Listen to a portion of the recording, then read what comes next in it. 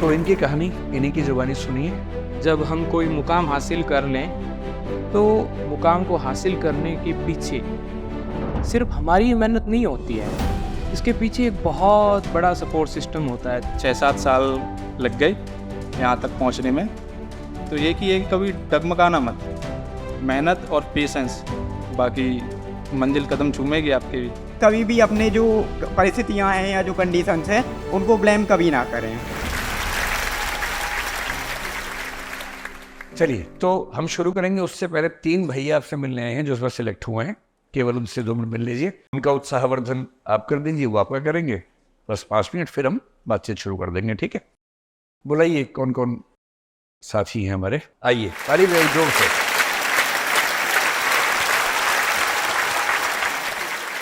अरे okay please.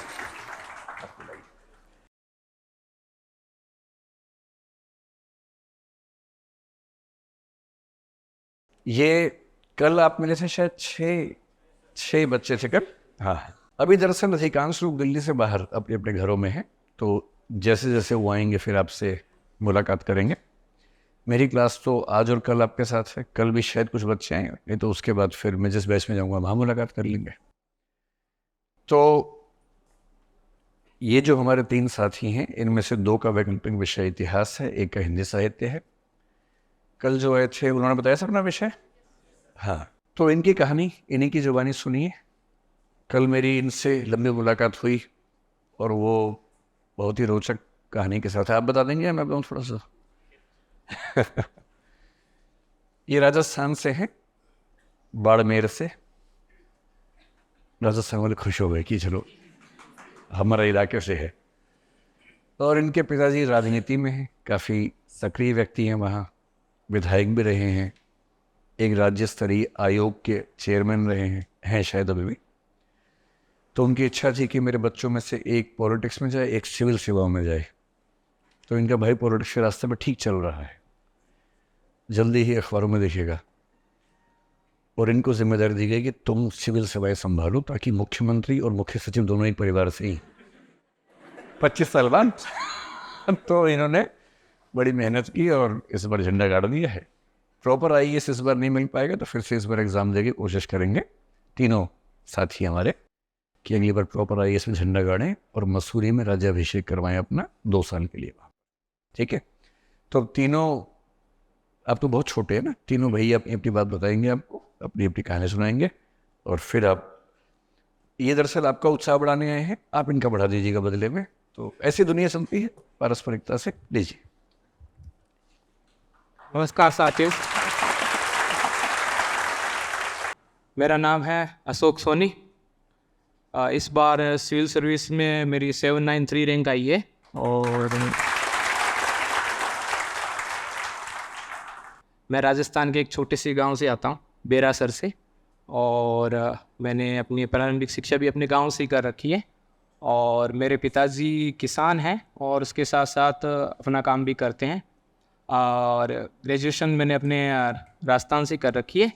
और इसके साथ साथ मैंने हिस्ट्री ऑप्शनल लिया था, जैसा कि अभी सर ने बताया था, और उसी के साथ मैंने क्लियर किया है। तो यही मेरी मोटा मोटी जर्नी रही है। अब इसके साथ साथ मैं आपको ये भी ऐड करना चाहूँगा कि कई बार जो संघर्ष की राह है वो बड़ी अवश्य होती है, कई बार लंबी भी हो जाती है। कई बार कुछ बहुत ही ऐसे भाग्यशाली भी हमारे साथी होते हैं जो पहले या दूसरे अटेम्प्ट में पार कर लेते हैं। लेकिन उसके साथ हमें, मुझे लगता है ना कि नहीं, कई बार अप्स एंड डाउन चलते रहते हैं। आप सबको भी ऐसा लगता होगा कि यार नहीं होगा, लेकिन 2 दिन बाद जब पढ़ते हैं तो ऐसा लगता है नहीं हो जाएगा। तो मुझे लगता है कि उस चीज़ को हमें टेक ओवर करने की आवश्यकता है।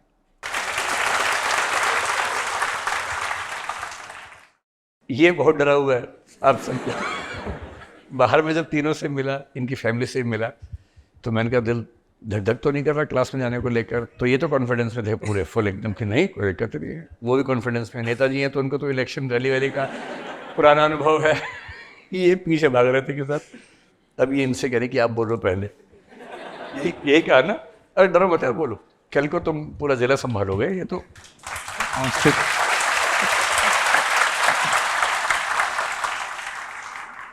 मेरा नाम नीरज ताकड़ है मैं मध्य प्रदेश के मुरैना जिले धाकड़ है देखिए। डर रहा है। बोलो बोलो। मध्य प्रदेश के मुरैना जिले से बिलोंग करता हूँ। नाम तो सुना ही होगा जोरा का। इस बार मेरी 747 रैंक है। आप जोरा से ही है प्रॉपर? जो जोरा मेरी तहसील लगती है। कौन सी? जोरा ही तहसील है मेरी। जोरा। अच्छा, वो बिलगांव से थोड़ा अलग है। हाँ नहीं, जोरा मतलब जोरा के पास है बिलगांव, गाँव है ये बिलगांव। मनोज शर्मा की जो फिल्म आई है ना, वो भी मुरैना के जोरा के पास एक बिलगांव नाम की जगह, वहां से है। अच्छा, आप जोरा से हैं। जी। तो मेरा ऐसे 16 को रिजल्ट आया, तो मुझे उस दिन तो खुशी हुई, लेकिन कल मनोज सर का मैसेज आया तब ज़्यादा खुशी हुई।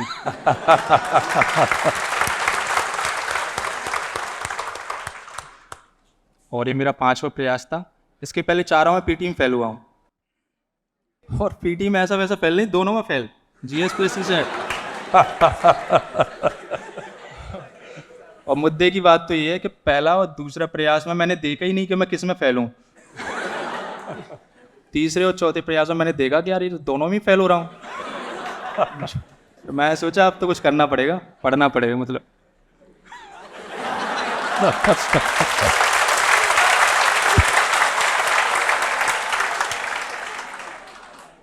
वैसे ऑप्शनल मेरा इतिहास है। और वैसे घर के बारे में बता दूं तो पिताजी प्राइमरी टीचर हैं गांव में ही।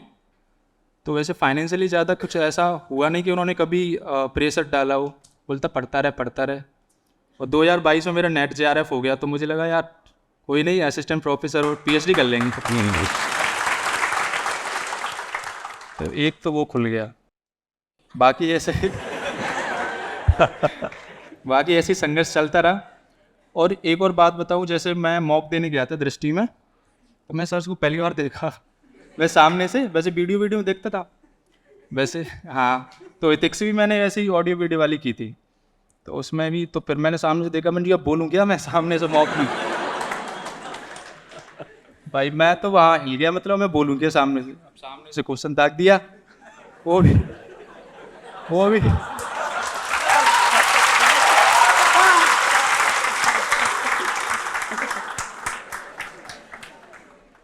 हॉबी से, वो भी ऐसा क्वेश्चन कि उसमें मैं फंसा गया। मैं जी अब मैं इसकी सुनाऊं। जो हॉबी मेरी शायरी थी, और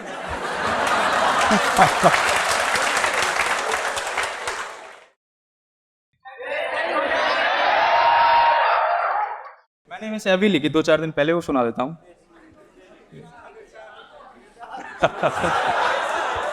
ज़्यादा लंबी चौड़ी नहीं है, 2 ही लाइन है। कि उस पते पर वो कभी नहीं आया, कि उस पते पर वो कभी नहीं आया, जो पता उसका मुंह ज़बानी याद था। मैं वहाँ मॉक में ये था कि शायरी, अब 3 शायरी पूछ ली, और वो भी ऐसी सिचुएशन दे दी कि मान लो तुम्हें चंबल में बागियों ने पकड़ लिया, अब उसको हंसाना है। मैंने तो पूरी गंभरी सुनी थी, या हंसाना तो नहीं है।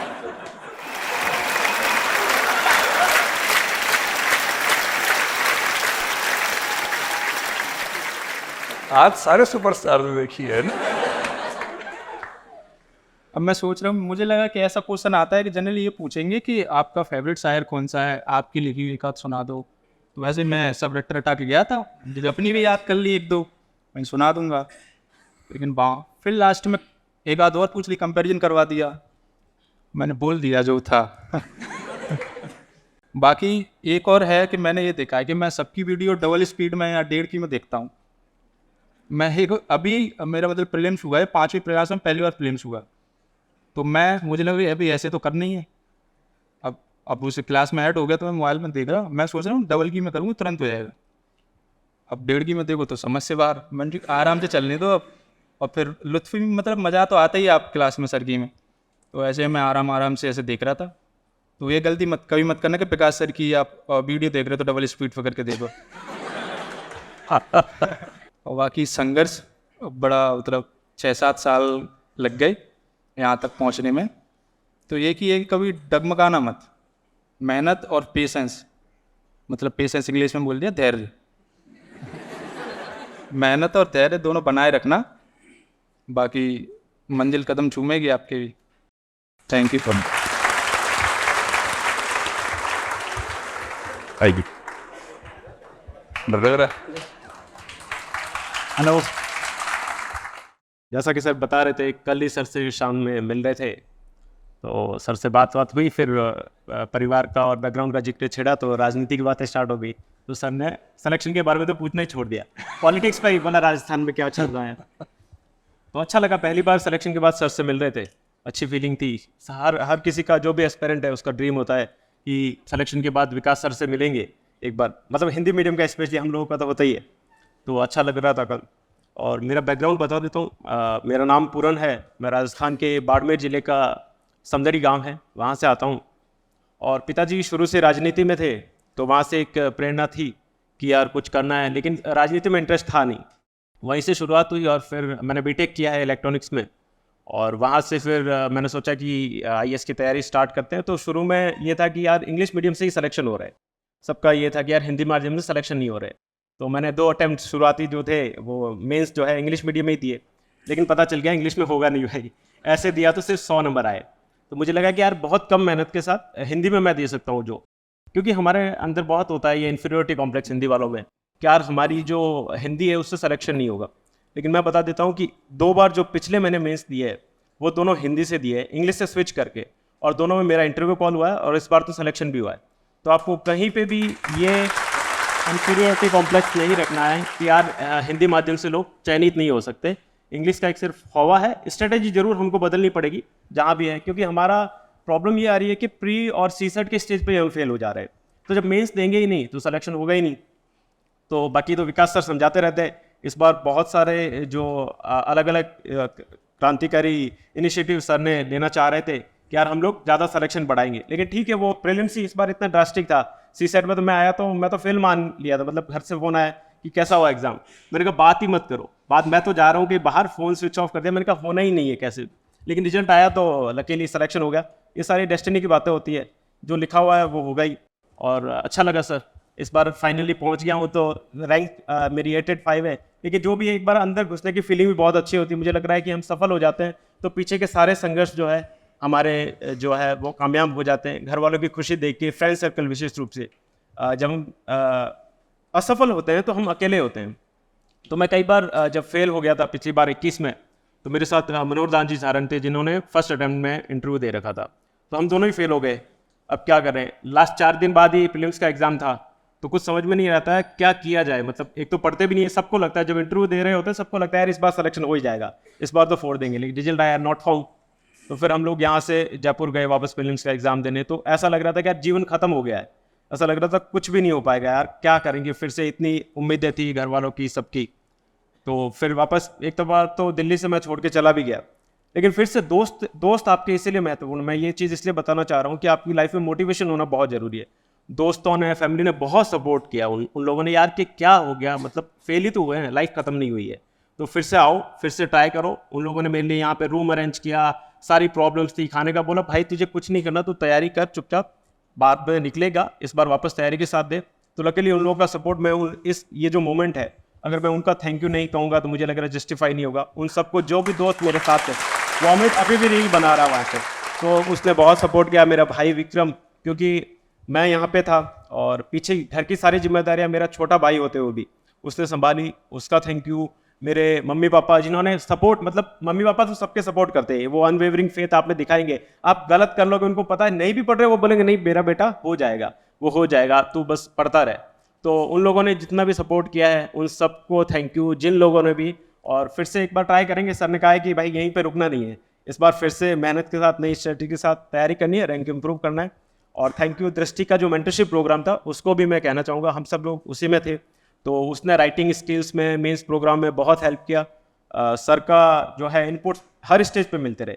और आपके लिए, क्योंकि यहाँ तो अल्टीमेटली तो आप पढ़ाई करने आए हो, तो हर और स्ट्रेटेजी आपकी पढ़ाई से रिलेटेड ही होनी चाहिए। बाकी सारी बातें होगी, मैं बोलूँगा वो भी लाइफ का इंपॉर्टेंट पार्ट है, लेकिन अगर आप पढ़ाई नहीं करेंगे और उसकी स्ट्रेटेजी में इंप्रूव नहीं करेंगे तो हर बार रिजल्ट वही सेम आएगा।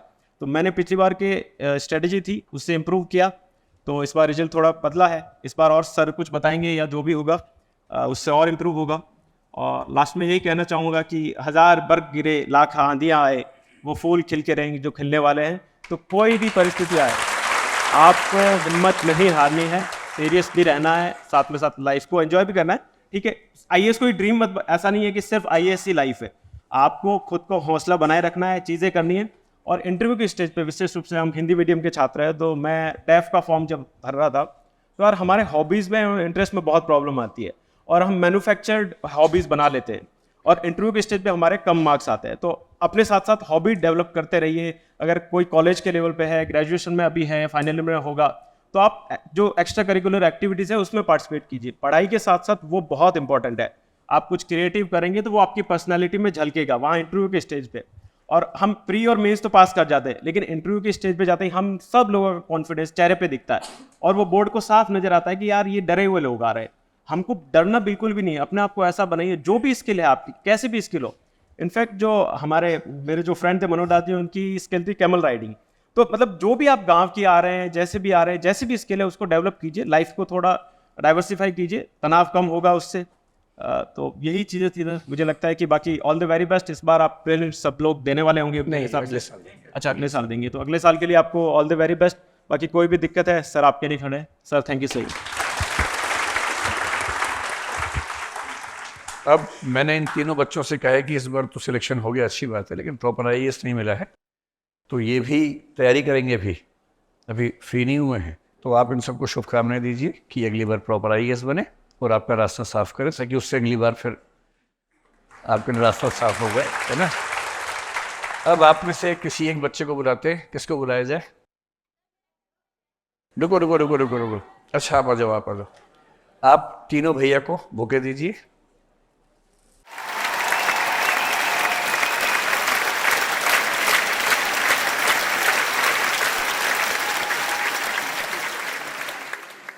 देखिए, ये जो बच्चा है ना, इसकी स्ट्रगल्स बहुत अलग किस्म के हैं, तो एक बार उनसे मिलते हैं। मेरा ख्याल है कि आपको समझ में आएगा कि आप बहुत खुशनसीब व्यक्ति हैं। ठीक, बुलाइए बुलाइए बुलाइए, आइए, बस जोर से ताली बजाओ भाई।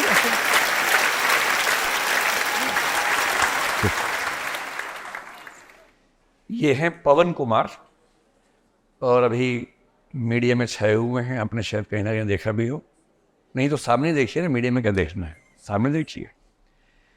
तो पवन के बारे में जो सबसे महत्वपूर्ण बात है वो ये कि इनकी स्ट्रगल्स काफ़ी गंभीर रही, और उसके बाद ये फाइनली इस बार 239 रैंक पे हैं। क्या सर्विस मिलने का अनुमान आपका? सर जैसे सर वैकेंसी के हिसाब से देखिए, लास्ट ईयर सर 180 थी आईएएस पे, और ईडब्ल्यूएस 18 थी। सर इस बार भी ऑलमोस्ट सेम ही है। मिल ही जाना चाहिए। तो आईएएस हैं फाइनली, और ये बहुत विनम्र हो गए, कह रहे हैं कि सर पिछली बार के हिसाब से तो ऐसा ऐसा था, मतलब आराम से आईएएस है, कोई दुविधा का मामला है ही नहीं। तो एक ऐसा आईएएस अफसर जिसने आपसे ज़्यादा मुश्किल हालात झेले आपके सामने हैं, तो मैं चाह रहा हूँ कि ये खुद आपको थोड़ा सा ब्रीफ करें, अपने स्ट्रगल भी और कैसे उसको पार पाया वो भी लीजिए। सबसे पहले मैं सर को नमस्कार बोलना चाहूँगा। मेरा नाम पवन कुमार है, जैसा कि आप सभी अभी सर ने आप इंट्रोड्यूस किया है, और मेरी रैंक 239 है इस बार के सिविल सर्विसेज एग्जाम में। मैं उत्तर प्रदेश के बुलंदशहर जिले का रहने वाला हूँ, और मैं उत्तर प्रदेश कल से मिसिंग था ना, इसलिए उत्तर प्रदेश वाले ज़्यादा खुश हो गए। जो मतलब जैसा मुझे लगता है कि आप सभी हिंदी मीडियम के ही हैं, तो मोस्टली रूरल बैकग्राउंड से सभी लोग होंगे। तो मैं भी आप सभी के जैसा रूरल बैकग्राउंड का रहने वाला हूँ, और 2 दिन पहले तक मैं भी आप सभी की तरह उसी लाइन में था, और अभी भी मतलब मुझे वो फील नहीं हो रहा है कि मेरा हो गया है। अभी थोड़ा सा डाइजेस्ट करने में टाइम लगेगा, क्योंकि हम मतलब जैसे यहाँ से एकदम ग्राउंड से उठे हैं, तो अभी जैसे फील ही नहीं हो रहा है कि अभी कुछ हो गया है, बस अब चल रहा है और एक सपने के जैसा लग रहा है। फोन वोन आने शुरू हुए? जी सर, नॉन स्टॉप कॉलिंग। विधायक जी, मंत्री जी, सबके फोन आए। तो जिस दिन आप आईएएस बनेंगे ना, उस दिन शाम को मंत्री जी, सांसद जी, विधायक जी सबके फोन आएंगे, और यदि आपकी शादी नहीं हुई है तो बड़ी बात नहीं कि मुख्यमंत्री जी कहें कि बेटा एक बार आओ कभी, अगर उनके घर में कोई ऐसा मेंबर है तो। सर वही हो रहा है, वो ना स्टार्ट हो रहा है। कई बच्चे इसी पे खुश है कि ये प्रेरणा मिली है। अब तक मुझे लग रहा है कि ऑलमोस्ट सभी ने मतलब जो वीडियोज है वो देखी होंगी, तो मतलब इसमें तो कुछ छुपा ही नहीं है कि जो मैं जिस बैकग्राउंड से आता हूँ, एक तो रूरल बैकग्राउंड है, तो एक्सपोजर की कमी रहती है। जैसे हम जैसे लोग, मैं हिंदी मीडियम हूँ या हम ग्रामीण क्षेत्र के लोग हों, मतलब इसमें शहरी क्षेत्र से जो है या इंग्लिश मीडियम से जो है वो अपने आप को लेफ्ट आउट फील ना करें। तो एक तो यही है कि बैकग्राउंड ऐसा होता है, तो ये अपने आप में डिफ़िकल्टी होती है कि यूपीएससी जैसे एग्ज़ाम में तैयारी करना, स्टैंड करना वहाँ पे आके, और ऐसे लोगों के बीच में फ़ाइट करना जो संसाधनों में हमसे कहीं आगे हैं। मतलब उनके लिए मेरे दिल में कोई ऐसा नहीं है कि वो ऐसे क्यों हैं, या अपने लिए भी कोई कुछ ऐसा नहीं है कि मेरे पास वो चीज़ें क्यों नहीं हैं। तो ये कभी भी अपने जो परिस्थितियाँ हैं या जो कंडीशंस हैं उनको ब्लेम कभी ना करें। मतलब जो आपके पास है उसको फुली यूटिलाइज करें और रास्ता खोजने की कोशिश करें कि आप जहाँ हैं, जैसे हैं, वहाँ पे रह के चीज़ों को कैसे अच्छा कर सकते हैं। तो मेरे साथ यही था कि जैसे मेरा एक गोल क्लियर था कि मुझे ये करना है। ये मेरा स्कूल टाइम से ही हो गया था कि मुझे यूपीएससी ही करनी है। उसके लिए जैसे सबसे पहले होता है कि आपका गोल आपके दिमाग में क्लियर होना चाहिए। तो गोल क्लियर हो गया, उसके बाद में होता है कि आप उसको करने कैसे वाले हैं, आपको प्रोसेस पता होनी चाहिए। फिर सारी चीज़ें आपके ऊपर होती हैं कि आप उस प्रोसेस को कितना ऑनेस्टली उसको यूटिलाइज कर रहे हैं, कितना ऑनेस्टली उसको फॉलो कर रहे हैं। तो अपनी प्रोसेस में मैं ऑनेस्ट रहा और आज मैं आपके सामने हूँ। तो जो पहले बच्चे आए थे उनको तो आपने प्रोत्साहन दिया था कि एक बार आईएएस बन के आना हमारे सामने, ये तो आईएएस बन गए, इनको तो आप कुछ प्रोत्साहन भी नहीं दे सकते। तो यही आपको देंगे, एक तरफा होगा, है ना। इनको आप क्या प्रोत्साहन देंगे कि अच्छा काम किया है ना। तो देखिए, मैं अक्सर कहता हूँ, इन बच्चों से भी कहता हूँ, आईएएस बनना बहुत बड़ी बात है, लेकिन देश में 5000 आईएएस है। कोई नहीं पूछता एक समय के बाद, जब तक आपका काम ऐसा ना हो कि लोग याद रखें। तो पहली बड़ी बात है आईएएस बनना, बहुत बड़ी बात है, इन्होंने हासिल कर लिया। अगली बड़ी बात तब है जब 2, 4, 5, 10 साल के बाद अखबारों में बड़ा बड़ा नाम आए अच्छा काम करने की वजह से। नाम तो अखबार में कई वजह से आ जाता है, लेकिन अच्छा काम किया। क्या होता है कि जिस जिले में आप कलेक्टर हैं ना, वहाँ की जनता धरना दे सकती है आपके नाम पे 2 वजहों से। एक, क्योंकि आपका ट्रांसफ़र हो गया है। दूसरा, क्योंकि ट्रांसफ़र नहीं हुआ है। समझिए पूरा खेल। तो आपका ट्रांसफ़र होने पर जनता सड़क पे उतरे तो मज़ा है, जनता सड़क पे उतरने के बाद ट्रांसफ़र हो तो मज़ा नहीं है। और जब बीच में उनको भी कोई नहीं जानता है, तो ऐसा काम करना है कि मुख्यमंत्री को भी ये लगे कि भाई इसको हटाना आसान नहीं होगा, जनता परेशान हो जाएगी। और मुझे उम्मीद ये है कि जो बच्चे ऐसी स्ट्रगल वाली बैकग्राउंड से आते हैं, ग्रामीण परिवेश से आते हैं, उनको समाज की समझ ज़्यादा बेहतर होती है। और जो समाज को ज़्यादा बेहतर समझता है वो पॉलिसी मेकिंग में, इम्प्लीमेंटेशन में, समाज से बातचीत करने में ज़्यादा सहज होता है, ज़्यादा सफल होता है। तो आप सबकी तरफ से मैं भी शुभकामनाएं देता हूं इनको कि ये अपना नाम रोशन करें और कुछ शानदार सिविल सेवकों में अपना नाम शुमार करवाएं। और इनको मौके देने के लिए उत्तर प्रदेश से कौन कौन है अपने से? आप कहाँ से हैं? यूपी से हो? आओ, उत्तर प्रदेश का बालक, उत्तर प्रदेश के क्या न्यूज़ बनेगी? उत्तर प्रदेश का भावी आईएएस उत्तर प्रदेश के वर्तमान आईएएस को बुके देते हुए।